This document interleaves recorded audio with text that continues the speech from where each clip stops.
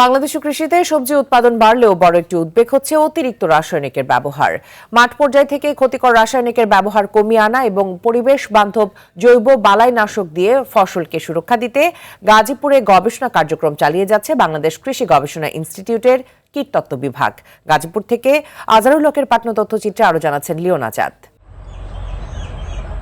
BARI এর কীট তথ্য বিভাগ ইতোমধ্যে সবজি, ফল ও মশলা জাতীয় ফসলের ক্ষতিকর পোকা দমনে প্রায় 40টির বেশি জৈব প্রযুক্তি উদ্ভাবন করেছে। এসব প্রযুক্তি ব্যবহার করে কৃষকরা এখন কম খরচে এবং ঝুঁকি ছাড়া পোকামাকড় দমন করতে পারছেন। শুধু মাঠেই নয়, BARI এর আধুনিক পেস্টিসাইড অ্যানালাইটিক্যাল ল্যাবরেটরিতে নিয়মিত কীটনাশকের অবশিষ্টাংশ পরীক্ষা করা হচ্ছে।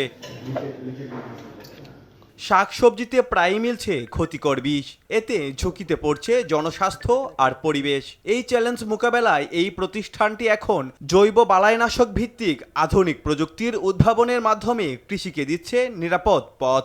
ওই বিষাক্ত কীটনাশক এটা পরিবেশের জন্য ক্ষতিকর, জৈব বালাইনাশক যেটা পরিবেশের জন্য ক্ষতিকর নয় এবং উপকারী পোকামাকড়ের জন্য ক্ষতিকর নয়। আমরা যদি জৈব বালাইনাশক ব্যবহার করি তাহলে আমরা কীটনাশক ব্যবহার করলে যে উৎপাদন হয় তার চেয়ে বেশি পাবো এবং সেটা নিরাপদ। এই ল্যাবরেটরি বাজারে খাবার থেকে কিভাবে বিষাক্ত অবশিষ্টাংশ দূর করা যায় সেই প্রযুক্তিও তৈরি করেছে বলে জানান এই বৈজ্ঞানিক কর্মকর্তা।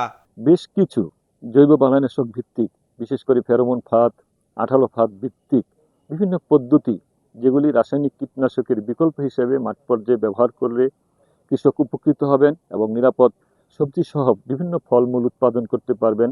সেই সমস্ত প্রযুক্তি কিন্তু আমরা বাংলাদেশ কৃষি গবেষণা ইনস্টিটিউট থেকে উদ্ভাবন করেছি।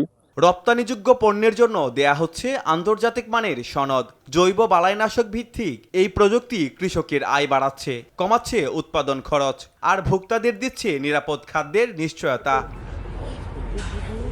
Leone Azad, RTV।